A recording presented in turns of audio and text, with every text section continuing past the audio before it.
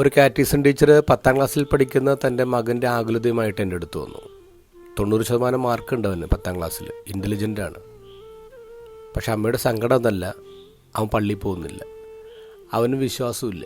അവൻ്റെ ചോദ്യങ്ങൾ എങ്ങനെയാണ്: ദൈവം ഉണ്ടെന്ന് എന്താ ഉറപ്പ്?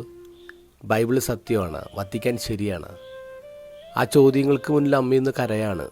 കാരണം അമ്മയുടെ കയ്യിൽ ഉത്തരവില്ല. ഉത്തരത്തിന് എവിടെ പോവും? ഈ ദിവസങ്ങളിലെ സുവിശേഷങ്ങൾ നമ്മൾ കാണുന്നു, 4 ടൈപ്പ് ആൾക്കാർ 4 ടൈപ്പ് വിഷയങ്ങളുമായിട്ട് ഈശോയെ കൺഫ്രണ്ട് ചെയ്യാണ്.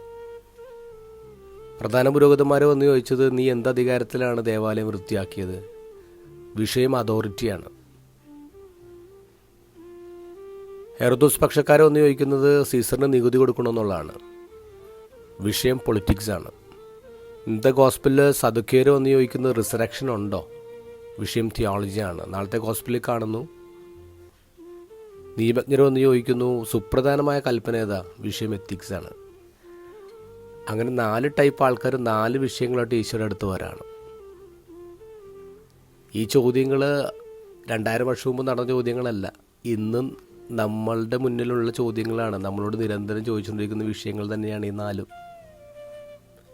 ഈശ്വര അടുത്ത് അവരായി ചോദ്യങ്ങൾ ചോദിച്ചപ്പോൾ അവരുടെ പ്രധാനപ്പെട്ട ഉദ്ദേശം അറിവ് കിട്ടാനോ അല്ലെങ്കിൽ ഉത്തരം കിട്ടാനോ ആയിരുന്നില്ല.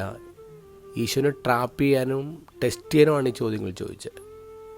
ഇന്നും ഈ ചോദ്യങ്ങൾ മറ്റുള്ളവർ നമ്മോട് ചോദിക്കുന്നുണ്ടെങ്കിൽ അത് ഉത്തരം കിട്ടാനല്ല, മറിച്ച് റിലീജിയനേക്കാൾ വലുതാണ് ഹ്യൂമൻ റീസണിംഗ് എന്ന് തെളിയിക്കാനാണ്.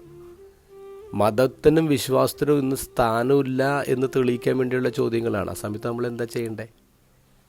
ഈശോനെ പോലെ ഉത്തരം നൽകാൻ പഠിക്കണം. വൈസ് ആൻഡ് വണ്ടർ മാസ്റ്ററാണ് ഈശോ നമുക്ക്. ആ ഈശോ അങ്ങനെ ഉത്തരം കൊടുത്തേ, അവരെ സൈലൻ്റ് ആക്കിയേ. ഇന്നത്തെ ഗോസ്പലിൽ നോക്കിയേ, ഈശോ തോറയിൽ നിന്ന് തന്നെയാണ് അവർക്ക് മറുപടി കൊടുക്കുന്നത്.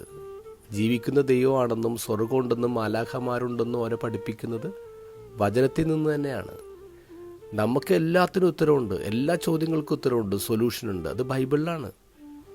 ബൈബിള് നമ്മൾ പഠിക്കണം, അവിടെ എല്ലാത്തിനും ഉത്തരവുണ്ട്.